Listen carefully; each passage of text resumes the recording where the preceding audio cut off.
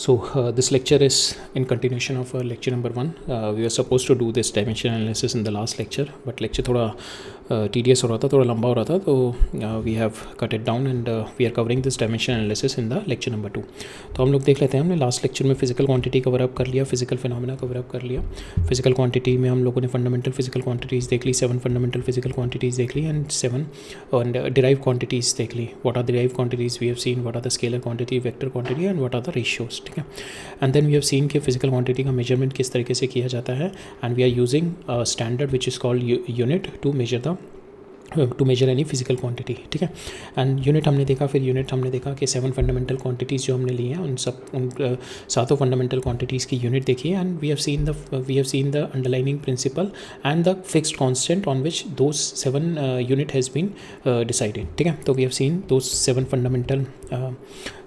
fundamental standard units and the fixed constant which has been linked to them and the underlying principle. ठीक है. हमने units में classification of units देख ली थी and classification of units में हमने we have seen fundamental units, derived units and supplementary units.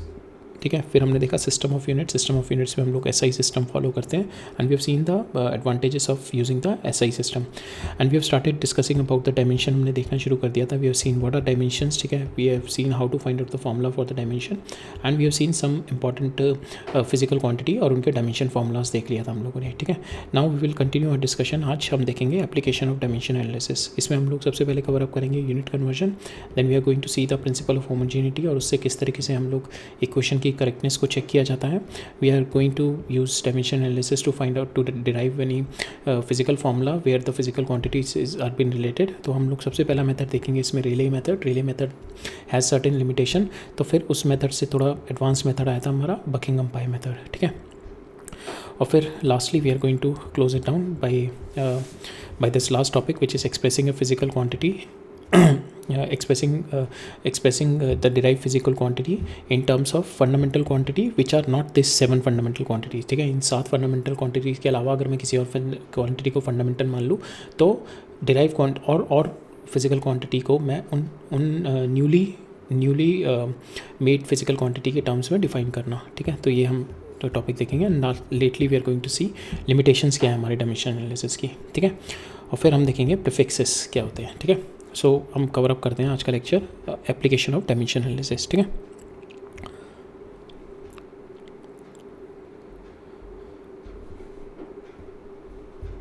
सो एक बार quickly review कर लेते हैं. हम लोगों ने we have seen dimension of a physical quantity. ठीक है. The uses it is an ultimate error checking tool.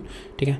Then dimension हमने देखा था. दिस इज डायमेंशन किस तरीके से निकालते हैं हम लोग. We convert the any derived physical quantity into it fundamental और जितने भी फंडामेंटल के ऊपर पावर रेज होती हैं those are called the dimension. Like for instance force की अगर मैं निकालनी है, फोर्स को हम लिख सकते हैं मास इंटू एक्सेलेरेशन को फर्दर ब्रेक डाउन इसको फंडामेंटल तक लेके जाओ दैट इट एक्सेलेरेशन को ब्रेक डाउन कर दो वेलोसिटी ओवर टाइम और वेलोसिटी को फिर फंडामेंटल ब्रेक कर दो that is length over time. ठीक है. तो ये लेंथ ओवर टाइम और नीचे टाइम है तो लेंथ ओवर टाइम स्क्वायर हो जाएगा. Now mass, length and second these are all the fundamental quantities. Now will put their dimension. Mass की डायमेंशन हो गई m, लेंथ की डायमेंशन हो गई l, टाइम की डायमेंशन हो गई -2. तो we put them into the square bracket which we call that this is called the dimension formula. ठीक है. And when we put force is equal to its dimension formula we call it a dimension equation. तो left hand side is equal to right hand side. Dimension क्या हो गई force की? Dimension force की हो गई कि 1 in mass, 1 in L and -2 in T. That is the dimension of a force. ठीक है. So dimension we have seen it is nothing but the DNA of any fundamental quantity. अगर dimension दो fundamental quantity की same है, for instance work की हो गई या एनर्जी और टॉर्क की फिजिकल क्वांटिटी सेम है, that means they have been driven by the same physical ingredients. ठीक है. Which is like for instance अगर वर्क और टॉर्क में मास 2 times L and time -2. Finding the dimension formula हम लोगों ने देख लिया था किस तरीके से करते हैं और we have seen the dimension formula of some important physical quantities. और इसमें हमने देखा था कि most of the formula is been reduce to the force के लेवल पे बहुत सारे फार्मूला हमारे रिड्यूस डाउन हो जाते हैं. ठीक है. तो फोर्स का एक इंपॉर्टेंट है and we need to know the relationship that we will. हम लोग धीरे धीरे जैसे जैसे कोर्स कवर अप करेंगे वैसे वैसे हम लोगों को धीरे धीरे रिलेशनशिप पता लगेगी. ठीक है. अभी काफ़ी terms will be most of the terms is totally if you are totally new to these terms. 10th say you've been watching this video as you just passed your 10th standard and this is your first chapter and you're looking at this video, you're just started studying the class 11 physics, then ये सारी terms आपके लिए थोड़ी alien लगेंगी, आपको नहीं समझ में आएगी. तो बेटर है कि you just I've already explained in the last lecture इनके क्या क्या फॉर्मूलाज हैं, and from there how we are going to derive their dimension formula. ठीक है, तो इनका डायमेंशन फार्मूला फर्स्ट इनिशियली आप you can memorise it if you have to write down certain exams before your physics course is going to get over. नहीं तो जैसे ही physics का कोर्स कंप्लीट होगा आपको ये सारे रिलेशनशिप पता लग जाएंगे. You can derive the dimension formula on its own. मैंने कुछ एक बताए थे विच इज़ क्वाइट इंपॉर्टेंट. जितने भी हमारे कॉन्स्टेंट हैं जिनके डायमेंशन है, लाइक ग्रेविटेशनल कॉन्स्टेंट हो गया हमारा, प्लैंक्स कॉन्स्टेंट हो गया हमारा, ठीक है, इलेक्ट्रिक परमिटिबिलिटी हो गई हमारी, मैग्नेटिक परमेबिलिटी हो गई, तो इन सब के dimension formula you just have to memorise it, so that क्योंकि मैक्सिमम क्वेश्चंस में ये इन्वॉल्व रहता है. जितने भी जेई और जेई में क्वेश्चंस आते हैं तो मैक्सिमम इसमें इन्वॉल्व रहता है वाले. ठीक है, तो if you can memorise it that will be really good. ठीक है, so now will continue our discussion on the application of dimension analysis. ठीक है, तो सबसे पहले डायमेंशन एनालिसिस का जो एप्लीकेशन है that is for the unit conversion. ठीक है, सो अगर आपको एक फिजिकल क्वांटिटी दे रखी है in 1 unit, like for instance आपको एनर्जी दे रखी है in joule and you have been asked to convert it into the CGS unit. ठीक है, ये जूल हो गई, इसकी SI यूनिट में दे रखी है, and you have to convert it into CGS unit. ठीक है, तो then how do you do that with the help of dimension analysis that we are going to सी.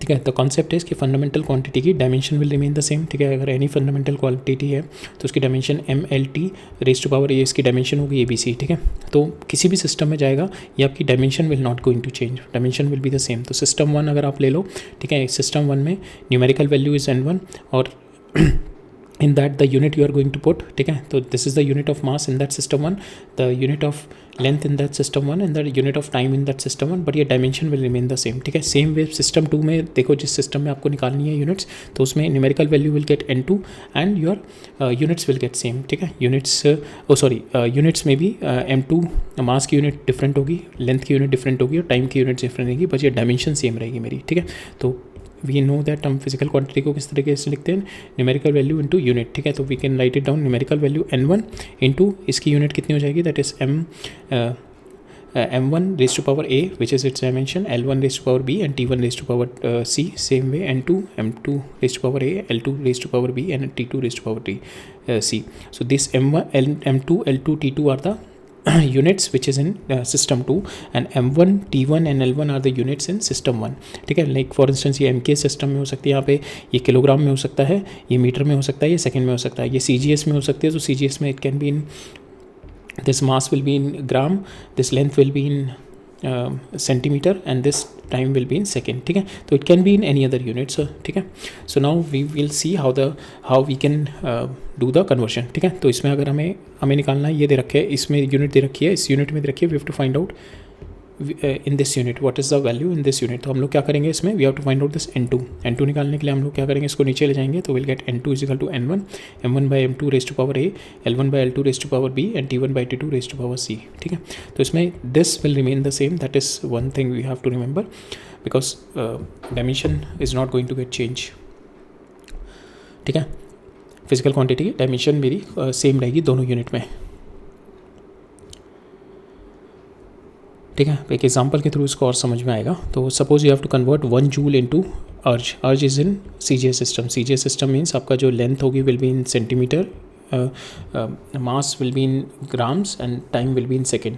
ऐसा यूनिट में हमारे को जूल दे रखी है. ठीक है, तो this is nothing but physical quantity क्या लिंक्ड अप होती है इससे, एनर्जी या वर्क डन ले लेते हैं हम लोग, वर्क डन. ठीक है, वर्क डन की क्या होती है, that is equal to force into time, force into distance.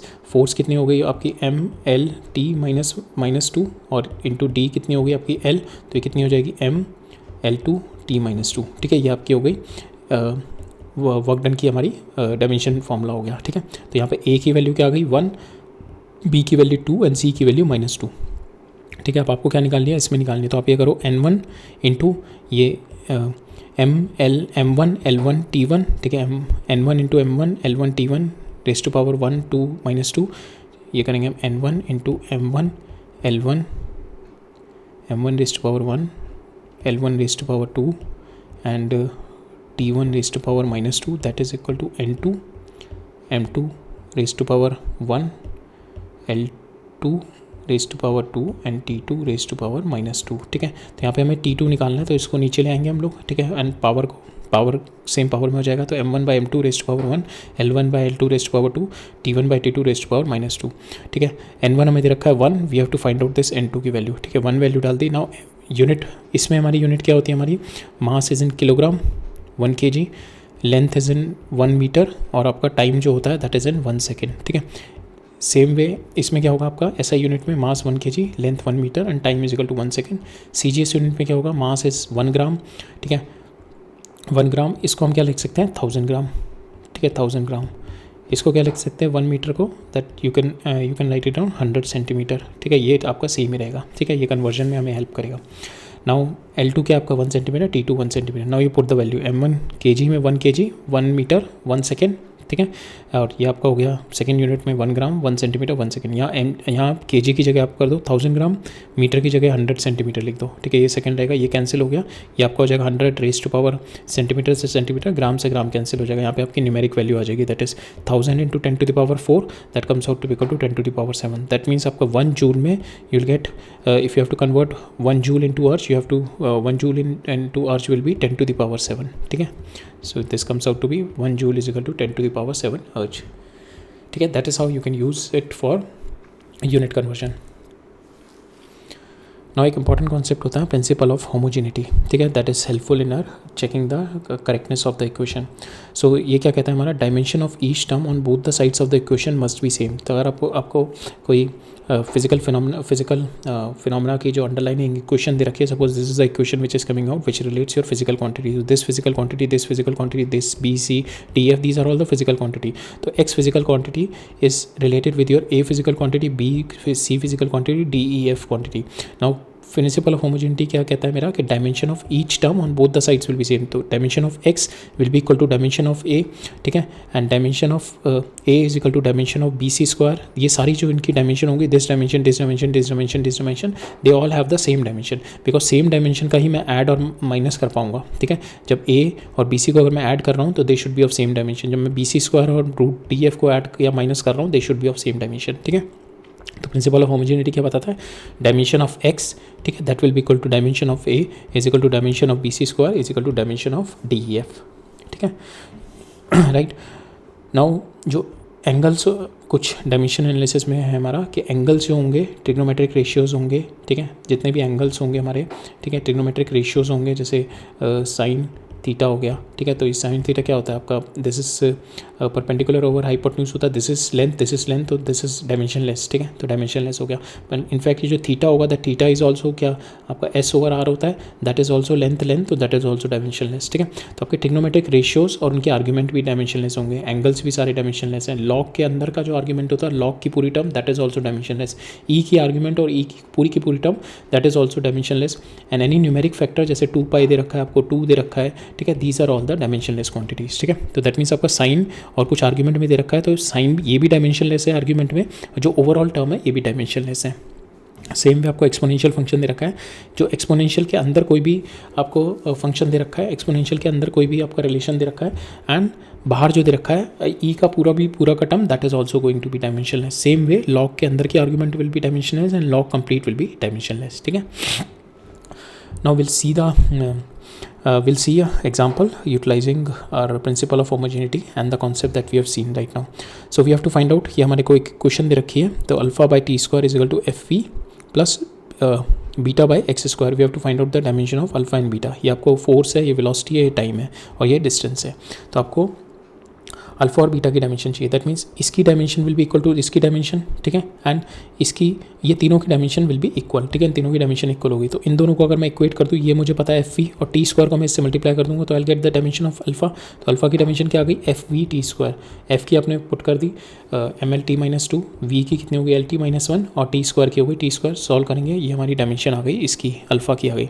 Now beta की डायमेंशन चाहिए, दैट मीन्स बीटा की डायमेंशन के लिए आपको, दैट मीन्स इसकी dimension will be equal to this, ठीक है, प्रिंसिपल ऑफ होमोजेनिटी लगाया, इसकी dimension will be equal to this.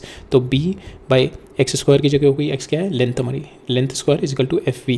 Now beta की डायमेंशन इसको इधर ले जाओ, तो F we L square, F M L T minus 2, V L T minus 1 and L square. तो यहाँ से हमारे पास बीटा की डायमेंशन आ गई, this is the dimension of your beta, ठीक है, एक और एग्जांपल देखते हैं। सपोज आपको रिलेशन दे रखा है physical quantity alpha is equal to F V square divide by beta square L N 2 pi B divide by B square. Now L N के अंदर के argument this will be dimensionless. ये dimensionless के लिए 2 pi beta की dimension, that means 2 pi की तो dimensionless है, तो बीटा की dimension should be equal to V square. तो पहले तो ये वाली टर्म आ गई हमारी, ठीक है, बिकॉज ये पूरी की पूरी टर्म मेरी डायमेंशनलेस होनी चाहिए। डायमेंशनलेस कब होगी? जब बीटा की जो डायमेंशन होगी that will be equal to V square की डायमेंशन। तो बीटा की dimension is equal to V square की डायमेंशन, वी स्क्वायर की dimension is L T minus 1, तो उसका स्क्वायर करेंगे तो एल 2 टी माइनस 2, ठीक है। नाउ सेकेंड इज के ये पूरा का पूरा टर्म डायमेंशनलेस है, तो अल्फा की dimension will be equal to F V square by beta square. तो यहाँ पे बीटा स्क्वायर इधर चला जाएगा, तो आपको अल्फा की निकालनी है, तो अल्फा बीटा हमारे को मिली गई, this beta will be your this, ठीक है। तो now you can easily find out alpha is equal to F V square divide by beta square, already आपके पास है, यू कैन इजीली कैलकुलेट। और बीटा की हमारे पास वी स्क्वायर आ गई, तो वी स्क्वायर आपका वी स्क्वायर से वी स्क्वायर कैंसिल हो गया, तो आपके पास अल्फा आ गई, that is equal to your beta is we square, तो ये आपका हो जाएगा वी रेज़ टू पावर 4, तो वी स्क्वायर ये वी स्क्वायर, तो एफ बाई वी स्क्वायर आ जाएगी आपकी, that is the dimension of your alpha. तो एफ की डायमेंशन डाल दी m L T minus 2, we square की होगी l square T minus 2, solve करेंगे हमारे पास this would be the dimension of your alpha, ठीक है। So that's how we can use the principle of homogeneity to find out the two find out the dimension of physical quantity, ठीक है। तो हमने principal of homogeneity use किया है, plus ये वाला कॉन्सेप्ट यूज़ किया हमारे angles, trigonometric ratio, logarithmic function, exponential, इनके arguments, plus the whole function is dimensionless, right. Second is to using the dimensional analysis means principle of homogeneity use करके we can check the correctness of equation, ठीक है। Suppose आपको left hand side में ये दे रखी है and right hand side में ये दे रखी है, सो लेफ्ट हैंड साइड की आपकी डायमेंशन क्या है? That is a pressure. Pressure क्या है आपका? Pressure is nothing but force over area, ठीक है। तो फोर्स की आपको पता है divided by area, L square से कर दो तो you will get the pressure, ठीक है। तो प्रेशर की डायमेंशन आ गई हमारी M L minus 1 T minus 2, ठीक है, ये प्रेशर की डायमेंशन आ गई। Now this dimension should be equal to this dimension, then only this equation will make a physical and logical sense, logical physical sense, otherwise this equation is not valid, ठीक है। आप इसकी check करते हैं, तो इसमें 3 की पाई स्क्वायर की कोई भी नहीं होगी हमारी डायमेंशन, एफ की वी स्क्वायर की चेक करते हैं, ठीक है। तो एफ ये हो गया आपका M L T minus 2, we square हो गया एल टी माइनस 1 का होल स्क्वायर किया, L square T minus 2, T square आपका टाइम स्क्वायर हो गया सिंपल, एक्स आपका सिंपल एल हो गया, ठीक है। इसको रिजॉल्व करेंगे, टी को ऊपर लेके जाएंगे तो टी रेस टू पावर, ये T raise to power minus two और टी एक और -2 हो जाएगा तो -6 हो जाएगा। एल यहाँ पे है, एल से एल कैंसिल हो जाएगा, तो आपके पास यहाँ पे सिंपल बचेगा एल स्क्वायर एम। तो आप देखो इसकी डायमेंशन क्या आ रही है? M L square T minus 6, और यहाँ पे लेफ्ट हैंड साइड आ रही है M L minus 1 T raise to power -1। तो this L H S is not equal to your RHS, that means this equation is not valid, ठीक है। this is not physically correct, ठीक है, it is dimensionally incorrect। अगर कोई dimensionally incorrect equation है that means उसका कोई physical sense नहीं है, that relationship to describe any physical phenomena is not at all valid, ठीक है। बट अगर आपकी dimension equation l H s equal to r h s आ जाए, then in that case you can not say कि 100% that is the right equation, because we are not considering उसमें जैसे 3 और पाई स्क्वायर नहीं आता हमारे नॉर्मल डायमेंशन में। अगर इक्वेशन आपकी आ भी जाए तो यहाँ पे इट कैन बी 1/3 भी हो सकता है, 1 जैसे यहाँ पे 3/पाई स्क्वायर है तो ये तो डायमेंशन लेस है ना, तो विद 3/पाई स्क्वायर ये दोनों अगर इक्वल हो जाएँ तो तब भी इक्वल है, और विदाउट 3/पाई स्क्वायर ये दोनों भी इक्वल हो सकते हैं, ठीक है, इफ़ बाई चांस अगर ये दोनों इक्वल हो जाते तो, ठीक है। तो आपका डायमेंशनली इनकरेक्ट है, that means equation is not at all correct, ठीक है। अगर डायमेंशनली भी करेक्ट इक्वेशन है then also your constant you could not able to find out, ठीक है। कांस्टेंट फाइंड आउट करने के लिए you have to use different methods, right. Now the next concept is to derive the formula using the Rayleigh's method, ठीक है। So we know कि हमारे को फिजिकल क्वांटिटीज़ में there always been a relationship between one और the other physical quantity, like हमने देखा था कि आपका all the physical quantity can be reduce to their fundamental quantities, ठीक है। और डिराइव क्वांटिटीज़ में there has been a relationship between them. तो किसी भी फिजिकल फिनोमिना में अगर there are multiple physical quantities involve तो उनके बीच में रिलेशनशिप निकाल सकते हैं हम to describe any physical phenomena, like for instance, so if we know the dependency of physical quantity on other quantities, if that this Rayleigh principle is only possible if the dependency is of product type, ठीक है। if the dependency is of product like f is equal to ma, so here is the dependencies of product type, तो s is equal to 1/2 s is equal to ut plus 1/2 at square, so this is not a product type, so Rayleigh से हम ये वाला नहीं निकाल सकते, we can find out only the product type, ठीक है। So using the dimension analysis, a relationship between the quantities can be derived, but that relationship should be of product type. ठीक है, तो हम एग्जांपल के थ्रू देखते हैं. Suppose आपको टाइम पीरियड निकालना है किसी पेंडुलम का, तो time period of pendulum is directly proportional to mass of the bob. ठीक है, mass of the pendulum, length of the string of the pendulum, ठीक है, लेंथ के, and the acceleration due to gravity. ठीक है, तो इन तीनों के से प्रपोर्शन है. तो हमने देखा यहाँ पे इन तीनों का जो है there is a product relationship है, then only we could able to find. ठीक है, तो हम क्या करेंगे इसमें, वी टेक इसकी dimension and we have the dimension of mass, we have the dimension of L, we'll put the dimension of this G. ठीक है, दैट इज L-2. ठीक है, and now we'll find out the value of A, B और C की value क्या आ रही है. ठीक है, तो अब देखें यहाँ पे मास तो इधर की साइड कुछ है नहीं, लेफ्ट हैंड साइड, तो ए विल बी 0. ठीक है, बी इज़ योर एल. ठीक है, l that means b plus c, यहाँ पे आ जाएगा b plus c is equal to 0, तो b comes out to be equal to minus c. ठीक है, अब हमें सी निकालना है, सी हम टी से रिलेट कर सकते हैं, तो सी किस तरह हो गया, -2c इज इक्वल टू 1, तो c comes out to be equal to -1/2. ठीक है, सी आपका -1/2 आ गया, b plus c is equal to 0, तो बी आपका 1/2 आ जाएगा. ठीक है, now if you put the value here, तो आपका आ जाएगा ये 0, ये एल आ जाएगा आपका, एल बी वाला है तो 1/2, ये आ जाएगा -1/2. ठीक है, तो we can see time period of your pendulum does not depend upon the mass, but it depends upon root of L/G. ठीक है, तो यहाँ से हमारे को proportionate relationship मिल जाएगी. ठीक है, ठीक है, it tells you the proportionate relationship with L and G, but it will not tell you about the proportionate जो constant आता है. ठीक है, जैसे 2π रूट L/G होता है, तो that 2π it is not going to give. ठीक है, और रिले मेथड और द डायमेंशन एनालिसिस से हम जो फॉर्मूला डिराइव करते हैं, from there we are not going to get this constant proportionality constant relationship. ठीक है, now the problem with the Rayleigh method के if any fourth quantity is been involve, अगर यहाँ पे एक और क्वांटिटी आ जाएगी, सपोज एक और फिजिकल क्वांटिटी आ गई एंड उसकी पावर आपकी डी आ गई. ठीक है, in that case you could not able to solve it. ठीक है, बिकॉज हमारे पास क्या होगा, एक और वेरिएबल आ जाएगा, but you will have only 3 equations. हमारे पास इक्वेशन किसके बेसिस पे आएगी, एम, एल और टी के बेसिस पे आएगी. ठीक है, आपके पास वेरिएबल एक और आ जाएगा, सपोज यहाँ पे M L T raise to power D और आ गया, बट आप इक्वेशन किस में बनाओगे, एम यहाँ पे एम के साथ बनाओगे इक्वेशन, एक टी के एल के साथ बनेगी, एक टी के लिए बनेगी, बट आपके पास वेरिएबल कितने हो गए, 4 वेरिएबल हो गए. So you could not able to solve this problem. तो Rayleigh method is only possible only in one way, whenever you are having, suppose आपकी जो फिजिकल क्वांटिटी है उसमें जो टोटल डायमेंशन इन्वॉल्व है 3, तो रेले मेथड के cess के आपके जो प्रोपोर्शनल कांस्टेंट है that should be dimension, suppose k dimension है +1, तो इतने आपके वेरिएबल होंगे फिजिकल क्वांटिटी के, then only you could able to solve.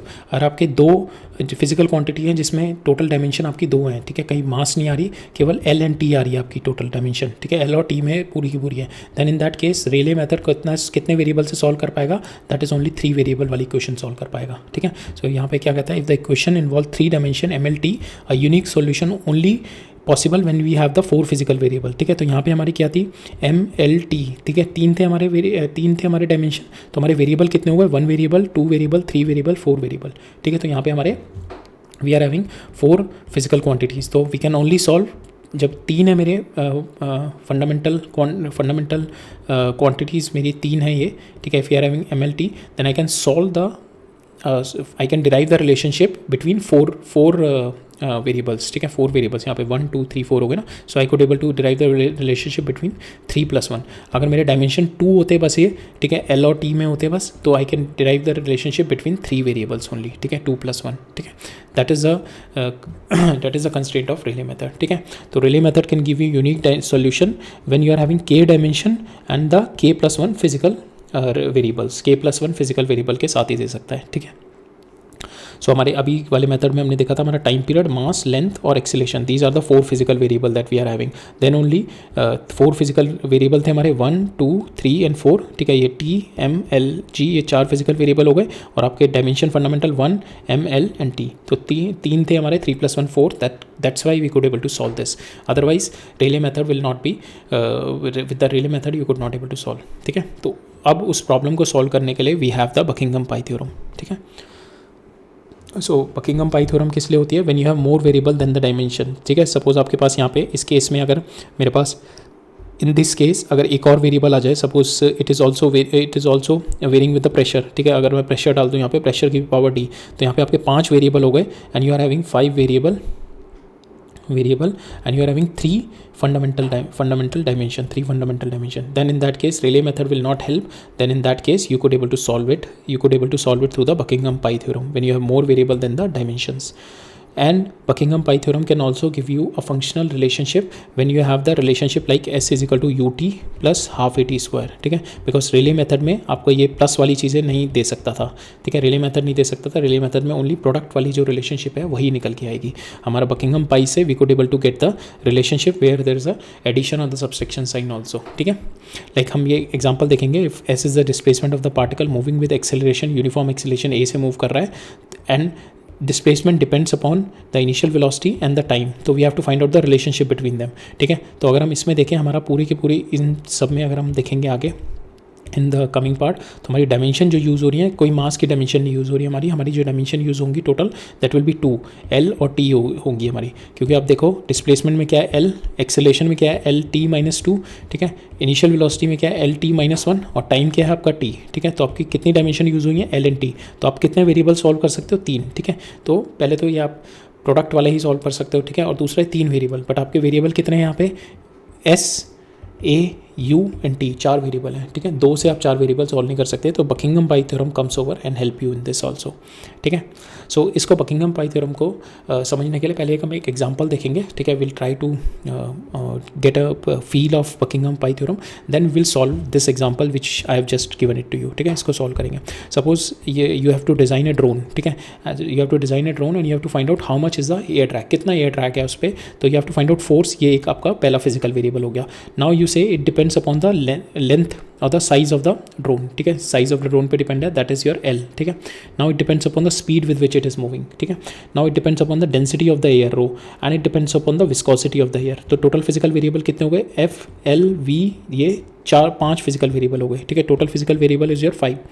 Now if you instead of Buckingham Pi theorem, अगर आप if you find out the relationship of f with this, ठीक है, तो आप क्या करोगे, आप 10 लेंथ you will see कि how your force has been varying with L, तो you'll take how your force has been varying with speed for instance first, so you'll put 10 different 10 speeds, 10 speed times 10 size, ठीक है. आप 10 बार speed change करोगे, then you will see how the relationship is there, then you will change the size also, कि 10 बार different size डाल के देखोगे, फिर डिफरेंट स्पीड डाल के देखोगे, तो यू कैन सी कि कितने सारे आपको एक्सपेरिमेंट करने पड़ेंगे. आपको ये भी बार बार चेंज करना है, ये भी बार बार चेंज करना है, ये भी बार बार चेंज करना है, ये भी बार बार चेंज करना है, ठीक है. सपोज आप लेंथ 1 ले रहे हो, तो ये आप इन चारों को एटलीस्ट 10 बार चेंज कर रहे हो, ठीक है. फिर आप इसको वेलोसिटी कांस्टेंट रख के फिर लेंथ को मल्टीपल टाइम्स चेंज करके देख रहे हो. तो इमेजिन इतने सारे फिजिकल वेरिएबल के साथ you will have to do thousands of expensive test, इतने सारे एक्सपेरिमेंट, इतने सारे टेस्ट करने पड़ेंगे. And plus if you have to visualise कि how force is been varying with all this variables, इतने सारे फिजिकल वेरिएबल के साथ किस तरीके से आपकी फोर्स वेरी कर रही है. जैसे सिंपल आपकी जो फोर्स होती है, वी हैव सीन ना M L T minus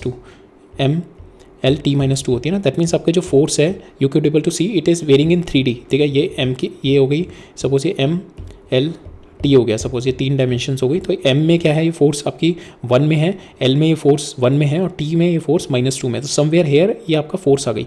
but यही फोर्स को आपको विजुलाइज करना है 5D में, तो 5D में it will be really difficult. 5D मतलब हमारे पास यहाँ पे 4 और 4D में अगर आपको टोटल इनके बीच में रिलेशनशिप देखनी है, तो how this relationship you have to observe it into 5D. तो ठीक है, तो to many puzzle pieces to look at simultaneously you could not able to do. इतने सारी चीज़ें to look at them and visualize them, it will be really difficult. ठीक है, आपको फोर्स को how it is been varying with this all 4 to visualize them in a single graph, it will be in to utilize using a 5D system, it will be really difficult to solve. ठीक है, तो आप visualise ही नहीं कर पाओगे. तो इसको solve करने के लिए the solution is Buckingham pi theorem. Buckingham pi theorem क्या होता है, it is a mathematical blender. तो यहाँ पे क्या होता है, it will stop looking speed, size, density. ठीक है, ये चीज़ें it will stop looking these as a isolated. ये सेपरेट चीज़ नहीं देखता. ये सबको क्या करता है, ये काफ़ी क्वांटिटीज़ को it just blend them together, एक साथ मिला के, and it creates a single concentrated super variable with no units. ठीक है, ठीक है. अभी आपको नहीं भी समझ में आ रहा, with example, with the coming example I am going to tell you what it is meaning the blending them together. ठीक है, नाउ हमारी थ्योरम में कितने थे, 5 डिफरेंट वेरिएबल थे. ठीक है, हमने यहाँ पे देखा था, जो हम एग्जाम्पल देके चल रहे थे, यहाँ पे 5 डिफरेंट वेरिएबल है. 1 2 3 4 5 डिफरेंट वेरिएबल हैं आपके physical variable. To pure dimension, तो it will solve, it will with Buckingham pi theorem I'll create two pure dimensionless ratio which we call the pi terms. ठीक है, तो with this 5D graph I just convert them into 2D graph. ठीक है, what is this 5 and how it got 2 dimension, I'll tell you, just be along with me, I'll tell you how it is going to be do. ठीक है, instead of looking into 5 तो हमने क्या किया, blend कर दिया, ये तीनों चीज़ों को ब्लेंड कर दिया, एंड वी जस्ट ब्लेंड करके हमने क्या किया कि नंबर ऑफ वेरिएबल्स हमने स्मॉल कर दिए. ठीक है, and we just convert the whole relationship into to pure dimensionless ratio. ठीक है, अब ये नहीं समझ में आएगा तो एक एग्जांपल जब हम करेंगे ना तो उससे और क्लियर आएगा. ठीक है, यहाँ पे जो पाई होता है that is what the dimensionless ratios. Now अब किस तरीके से ये रिड्यूस डाउन कर रहा है that we are going to see. Why, पहले तो वाई और हाउ किस तरीके से रिड्यूस कर रहा है. तो पहले तो चीज़, नेचर डज नॉट नो कि your metre second kilogram, because as I have told you the first line of this chapter. ठीक है, जब पहला लेक्चर देख रहे थे कि nature does not know, nature को नहीं पता कि आपके मीटर क्या है, सेकेंड क्या है, किलोग्राम क्या है, नेचर को नहीं पता. ये आप कितने वेरिएबल में कोई चीज़ डिवाइड कर रहे हो. ठीक है, nature does not know your all those things, these are all the human made. ठीक है, physics only care about the ratios. अब एग्जाम्पल इस तरीके से देखो, suppose you have to bake a cake. ठीक है, you take 500 gram of flour, 250 gram of butter. ठीक है, तो now in this case nature only knows the ratio. Once you put 2 times of flour and 1 time of butter, that means 2:1 में आप डालोगे, then the cake is going to come. ठीक है, तो nature में, nature just knows the ratio कि 2 ratio में आपने डालोगे तो केक बनेगा. ठीक है, nature knows the pure number. इसमें आप आपके फ्लावर और बटर को नहीं पता कि वो कितनी क्वांटिटी में ऐड हो रहे हैं. इट इज़ जस्ट कि आपका ratio. Nature always talk in the ratio, physics always care about the ratio. ठीक है, तो it cares about this ratio. So it does not care whether you use gram, whether you use ounce. If you keep this ratio you will get a cake. ठीक है, तो that is how कि nature में ratio होते हैं बस. ठीक है, अब ड्रोन वाले सिस्टम में देखते हैं, हम रियलाइज़ करते हैं क्या रेशियो है. तो ड्रोन वाले सिस्टम में अगर हमारा ड्रोन में हमें फोर्स निकालनी है, एयर ड्रैग निकालना है, तो इसमें 2 रेशियो काम कर रहे हैं. One is my inertial ratio, one is my viscous force. Inertial force क्या बता रहा है मेरा कि स्मॉल जो आपके रॉ इम्पैक्ट एयर मॉलिक्यूल्स हैं that is slamming in front of the drone. ठीक है, because it is moving fast. ठीक है, when it is moving fast तो आपके जो स्मॉल एयर पार्टिकल्स हैं that is slamming into the drone. ठीक है, that is giving the initial force, smashing force. Viscous force क्या है आपकी, that is a air dragging along the sides. Drone के साइड में suppose this is your drone, तो यहाँ पे जो आपके मॉलिक्यूल्स हिट कर रहे हैं फ्रंट में that is your inertial force, और जो साइड से जो विस्कस फोर्स क्रिएट कर रहे हैं यहाँ पे that is your sticky friction, that is your viscous force, air dragging along the side of the drone. Now पूरा का पूरा जो गेम है आपका, जो फोर्स है that is depend upon these 2 things. इनके रेशियो पे the drone reality is now smashing force divided by sticky friction only. ठीक है, नाउ कौन सा ज़्यादा होगा. नाउ स्मैशिंग फोर्स के अंदर आपका डेंसिटी भी आ सकती है, आपकी वेलोसिटी भी आ सकती है, तो इसके अंदर सारे के सारे वेरिएबल आ जाएंगे. जो हमने यहाँ पे 5 वेरिएबल देखे थे ना, we have seen the 5 variables. तो आपके स्मैशिंग फोर्स के अंदर डेंसिटी ऑफ एयर आ सकती है. ठीक है, ये वेलोसिटी आ सकती है, लेंथ ऑफ ये आ सकती है, तीनों आपके स्मैशिंग फोर्स में आ जाते हैं. नीचे वेलोसिटी आ गई तो यू कैन से कि force will be equal to your तीनों के तीनों स्मैशिंग फोर्स में आ गए आपके rho, length and velocity divided by mu. ठीक है, तो now the nature only cares कि इन दोनों का रेशियो कौन सा है और कौन डोमिनेट कर रहा है. Nature only wants to look into it. ठीक है, now instead of wasting time on the human measurement, ठीक है, we like velocity, density and viscosity separately, Buckingham theorem क्या करती है, इन सबको यूनाइट कर देती है इनटू सिंगल यूनिटलेस रेशियो. ठीक है, जैसे हमने ये रेशियो देखा ना, Buckingham theorem is going to unite them like this. Now if you stop looking at the human units and look directly into the balance of power, that is how exactly and how many times bigger one natural force compared to another. Once you know that is a pure ratio. अब यहाँ पे देखो why it is a pure ratio, like in here also it is coming as a pure ratio ना, कि 500 divided by 250. तो so that is why it is a dimensionless ratio. हम पूरी की पूरी जो हमारी रिलेशनशिप है we convert them into the dimensionless ratio. एक ऊपर कुछ टर्म आएगी, नीचे कुछ टाइम आएगी, तो यहाँ पे हमारा सिंपल एक नंबर आएगा 2, 3, 4. It is coming in the ratio only. So this ratio we call it a pi 1. Same way मैं पाई 2 निकालूंगा, my relationship with variable on top and the variable on bottom. तो maybe on the top पे 3 variable आ जाएँ, 2 variable आ जाए, नीचे 3 variable आ जाएँ. तो this is how it is been divided. हमारे वेरिएबल इस तरीके से डिवाइड होंगे. जैसे पाई 1 आपका इस तरीके से हो सकता है, या pi 1 will be your L rho V L divided by mu हो जाए. ठीक है, म्यू एफ हो जाए, इस तरीके से हो जाए पहला रेशियो. दूसरा मेरा रेशियो, तो that is going to yield you your ये आपका मिलेगा आपका that is just a ratio and it is going to give you pure number. Total ratio देगा ये 3 times या 4 times, that means it is leading और this one is leading. अगर ये ट्वाइस है दैट मीन्स दिस वाली force is leading then this force. तो Buckingham pi try to reduce down everything into the numbers only. ठीक है.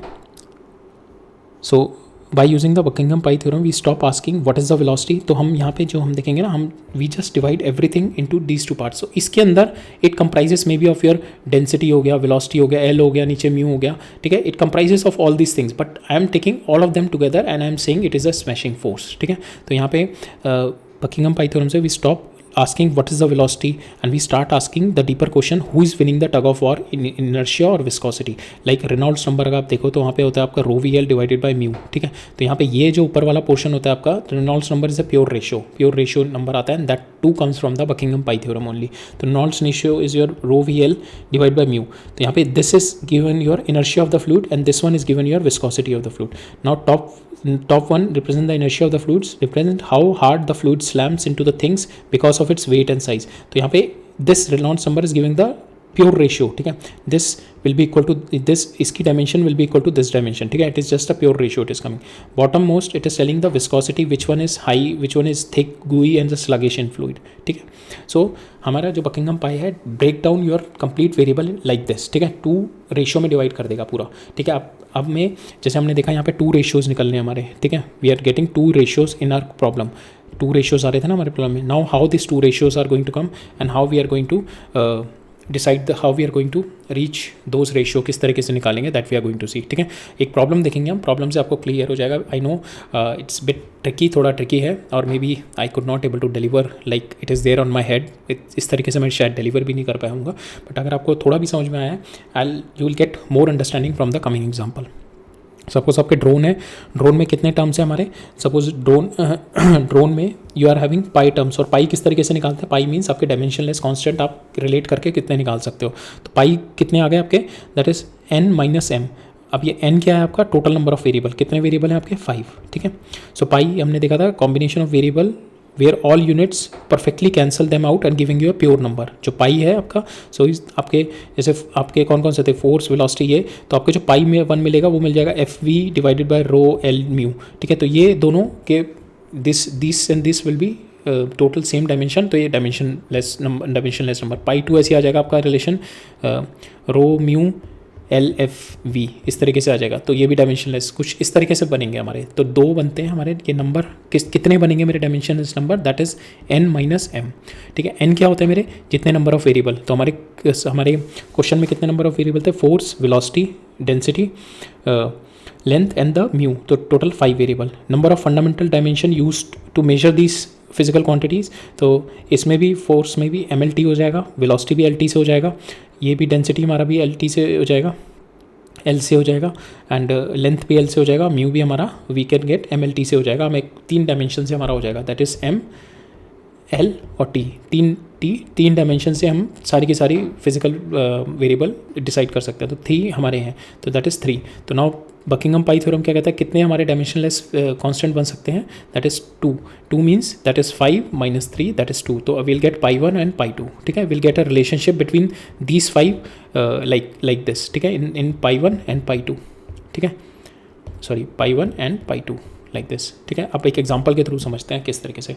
Suppose जो हमने पहले ही एग्जांपल लिया था, suppose S is there is a relation के distance of the particle displacement of the particle for a uniform acceleration depends upon initial velocity and time. ठीक है. तो आपके पास वेरिएबल कितने हुए, 4.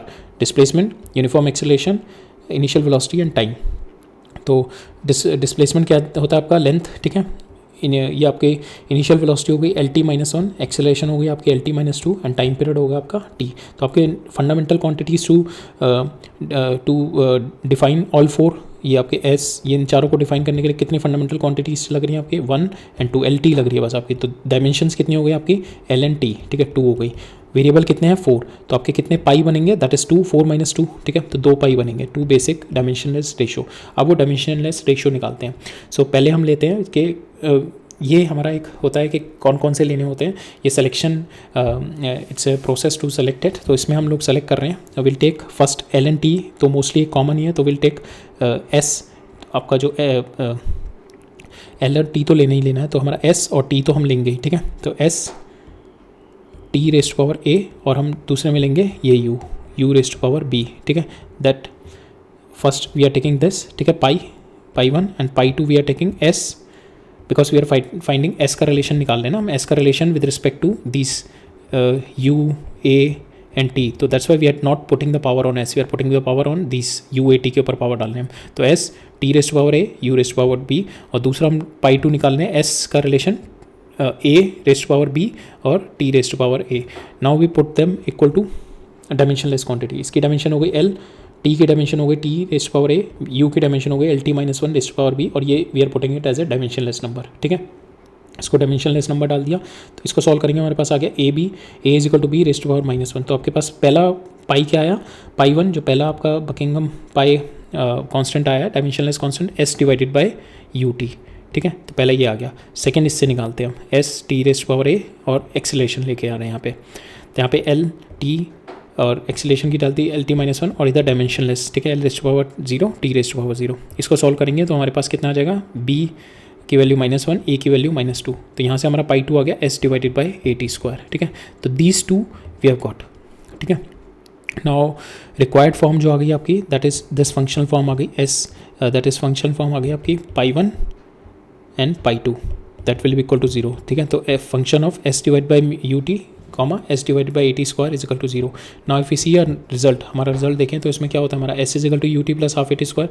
नाउ वी नो कि दीज टू आर डायमेंशनलेस. ठीक है, तो ये हमारे को एक फंक्शनल रिलेशन मिल गया हमारा in terms of our relation, in terms of our physical variables, functional relation आ गया ये हमारा. नाउ अगर हम कंपेयर करें अपने रिजल्ट के साथ, S equal to U T plus half A T square, अगर मैं if we divide by S से डिवाइड कर दो तो U T by S plus 1/2 A T square S minus 1 is equal to 0. Now S by U T क्या है आपका 1 by pi, and this is nothing but your 1 by pi 2. तो यह आ जाएगा आपका 1 by pi 1 plus 1/2 pi 2 minus 1. तो you could able to see there is a relation, you could able to see कि you have got a Buckingham pi. Not only it will not going to give you an exact equation नहीं दी इसने, but it will give you a functional form. इस तरीके की functional form दे दी इसने, जैसे हमारी इस equation में भी थी ना, ये functional form आ रही है हमारी 1 बाई पाई, ये आपकी आ रही है ना यहाँ पे you T by S A T square by S. तो हमारा it has given you the functional form. इस तरीके से आपकी इक्वेशन में आ रही होगी. ठीक है, एस बाई यू टी की तरह इक्वेशन आ रही होगी, S by A T square की तरह इक्वेशन आ रही होगी. तो it is going to give you actual equation नहीं निकाल के देगा Buckingham pi, but it will give you a functional form, like इसमें जैसे आ रही है, ये जैसे आ रही है. So but it will give a functional form in terms of the dimensionless ratio. ये क्या होगा, it will give us the direction कि किस डायरेक्शन में आपको एक्सपेरिमेंट करने to find out the real equation. तो आपके क्या हो गए, नंबर ऑफ एक्सपेरिमेंट्स कम हो जाएंगे. ठीक है, so that is the role of Buckingham pi theorem. ठीक है, ठीक है, आई डोंट नो आप लोगों को कितना समझ में आया. आई नो कि it is a bit tricky one, तो मे बी मेरे थोड़ा जो दिमाग में I could not able to explain it properly. I think there is a lag in that. Maybe next round जब करेंगे हम लोग, we are going to look into, जब जेई दोबारा देखेंगे then I could able to explain it in better way. But आपको एक हल्का भी पेरिफेरल भी अंडरस्टैंडिंग हो गई हुई, then I think that will work for you. आपको इतना समझ में आ गया होगा कि बकिंघम पाई क्या रोल है, किस तरीके से हम लोग डायमेंशन और किस तरीके से फिजिकल वेरिएबल और किस तरीके से हम पाई कांस्टेंट निकालते हैं, डायमेंशनलेस कांस्टेंट. ठीक है, और किस तरीके से नेचर में it just works on the ratio. ठीक है, it does not understand your velocity, your length, time, उसको नहीं पता होता नेचर को. Nature works on 2 ratios, 2 ratio होते हैं, ऊपर फोर्स नीचे फोर्स. कौन सी फोर्स ज़्यादा काम करेगी, that only is the nature's rule. ठीक है, that nature's look into this only. ठीक है, सो इतना आपको समझ में आ गया होगा. So then it is well and good. ठीक है, और ये क्वेश्चन हमने देख लिया कि किस तरीके से बकिंघम पाई थ्योरम से we could able to reach the functional form. Actual हमारा इक्वेशन फिर भी नहीं निकलती है, हमें पता लग जाएगा किस तरीके से वेरिएबल हमारे लिंकअप हैं. And you doing lot of experiment, not lot of, but doing some experiment, we could able to reach towards our final equation. ठीक है, now we'll see the next concept, which is expressing the various physical quantity in alternate dimensions. ठीक है, तो instead of using the 7 fundamental quantities which we call as a set of fundamental, again I've told you these are fundamental quantities which you have taken, just it was arbitrarily chosen at that point of a time. ठीक है, it does not have anything fundamental. As I've told you, charge is more fundamental than current, but current has been taken as a fundamental quantity. ठीक है, तो इसके अंदर कोई ऐसा fundamental नहीं है. ठीक है, तो velocity could also be taken as fundamental. तो वहाँ पे velocity को fundamental ले लेता तो length क्या हो जाती है आपकी, that is nothing but length is your velocity into time, ठीक है। तो वेलोसिटी को अगर मैं फंडामेंटल ले तो लेंथ मेरा डेराइव क्वांटिटी हो जाती। तो इट इज़ जस्ट के हम लोगों ने कुछ एक क्वांटिटीज़ को फंडामेंटल ले लिया था, ठीक है। अब हम क्या कर रहे हैं, ऑल्टरनेट फंडामेंटल क्वांटिटीज़ ले रहे हैं, ठीक है। ऑल्टरनेट फंडामेंटल क्वांटिटी से we are expressing the physical quantities, ठीक है। तो instead of taking these 7 I am taking some other as a physical quantity. So instead of taking MLT as my fundamental quantity, mass length और time नहीं ले रहा, मैं choose कर रहा हूँ force as a fundamental quantity, velocity as a fundamental quantity and time as a fundamental quantity. इन तीनों को मैं फंडामेंटल क्वांटिटी ले रहा हूँ and utilizing these I am going to express other physical quantities, ठीक है। That is what we are going to do. But fundamental quantities लेने का एक प्रिंसिपल है कि जो भी आप फिजिकल क्वांटिटी ले रहे होंगे there should not be any fundamental relationship between them, ठीक है। कोई मैथमेटिकल रिलेशन नहीं होना चाहिए, डायरेक्ट रिलेशन नहीं होना चाहिए। जैसे एफ वी और टी में कोई डायरेक्ट रिलेशन नहीं है, but there is a direct relation. Like अगर आप एनर्जी ले लो, ठीक है, if you take momentum and velocity, if you take this energy, momentum and velocity, there is a direct relationship in them. Energy is equal to momentum into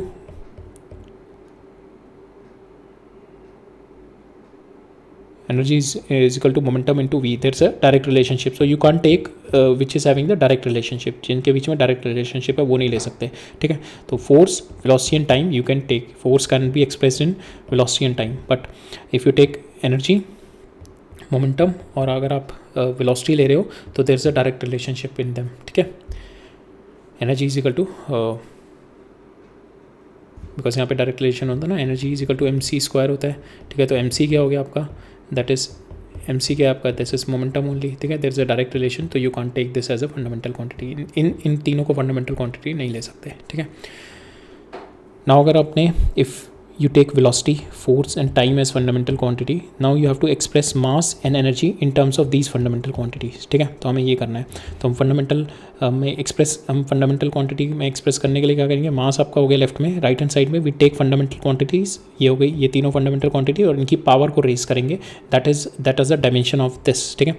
तो F हो गया मेरी फंडामेंटल क्वांटिटी, V हो गई मेरी fundamental quantity, T हो गई मेरी, तो इनकी पावर मैंने रेज कर दी A, B and C, ठीक है। Now we just have to solve. F को ओपन अप कर दो, MLT-2 rest power A, velocity को LT-1, T आपका ये हो गया, ठीक है। नाउ M की पावर्स को क्लब कर लो, ठीक है। M की पावर A की है तो A इज इक्वल टू 1 हो गया। नाउ L की पावर को क्लब कर लो, L की पावर हो गई A plus B is equal to 0, ठीक है। तो यहाँ से आपका A की वैल्यू 1 है तो B आपका -1 हो गया। नाउ T की पावर क्लब कर लो, -2A minus B plus C is equal to 0। A और B आपको पता है, ऊपर द वैल्यू, C की वैल्यू आपके पास 1 आ गई।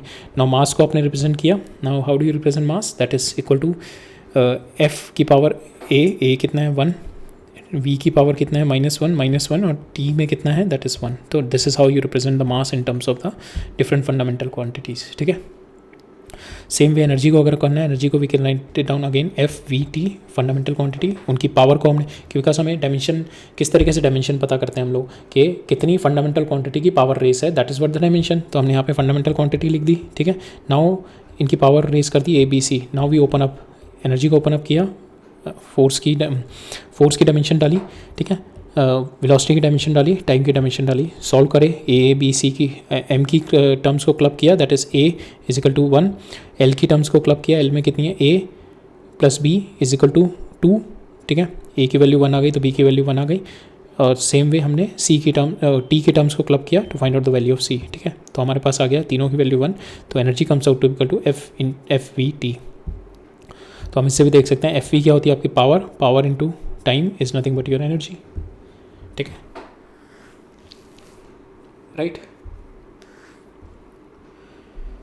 Now what are the limitation of your dimension analysis, ठीक है। So it does not, it gives you the information about the constant, जैसे हमने इस क्वेश्चन में देखा था ना।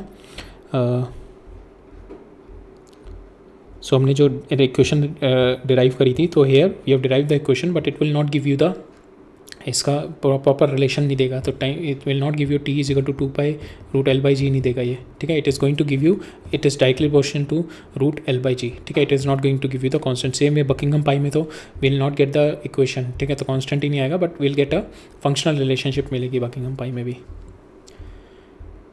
ठीक है। So no information about the constant, it is not going to solve where the dependencies in sine, cos और लॉग के अंदर अगर डिपेंडेंसी हमारे फिजिकल क्वांटिटीज़ में, we can't use dimension analysis. Standard Rayleigh method होगा, that is only useful when you are having the multiplication, ठीक है, XYZ multiply है, then only you could able to use it, ठीक है।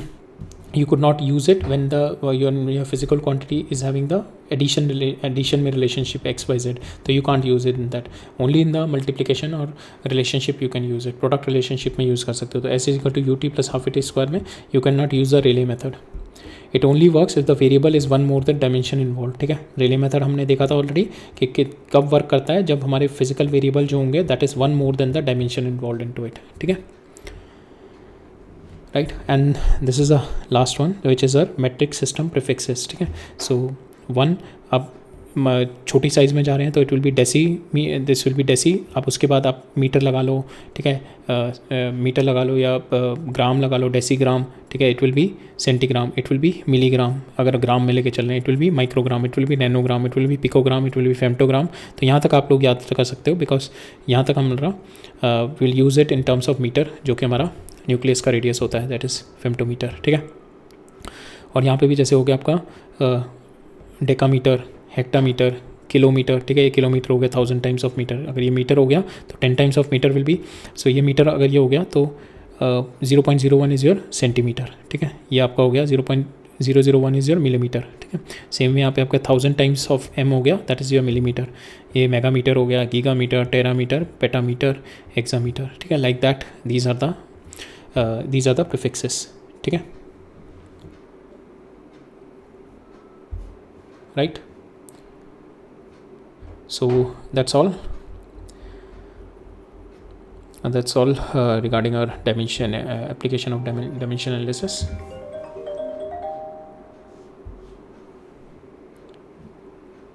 ठीक है, that's all regarding our application of dimension analysis. ठीक है, so we have seen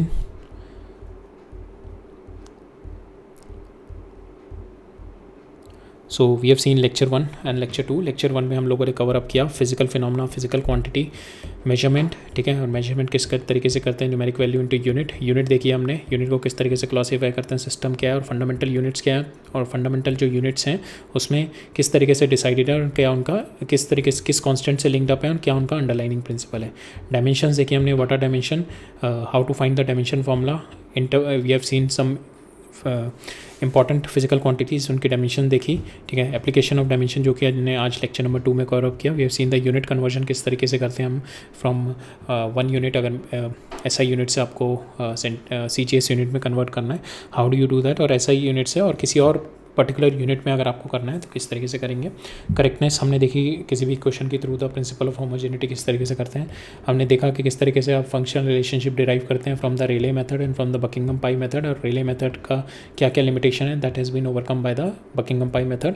और हमने देखा किस तरीके से हम ऑल्टरनेट फंडामेंटल क्वांटिटीज़ को लेके डिफरेंट फिजिकल क्वांटिटीज़ को एक्सप्रेस किया जा सकता है.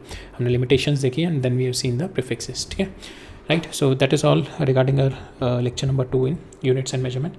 अब in the next lecture we will start with errors. ठीक है, measurement करोगे तो measurement में there will be an error is going to come and you have to notify the error properly. ठीक है, और किस तरीके से एरर को लिखना होगा, किस तरीके से हम लोग एरर को कितने टाइप के एरर होते हैं, किस तरीके से प्रोपगेशन ऑफ एरर है. तो these all things we are going to cover up in the next lecture. ठीक है, और फिर एक और लेक्चर होगा शायद, उसमें हम लोग we are going to cover up 2 major instrument जो हम यूज़ करेंगे, that is vernier calliper and screw gauge. ठीक है, उससे regarding we are going to see the questions. Right, so all right, thank you.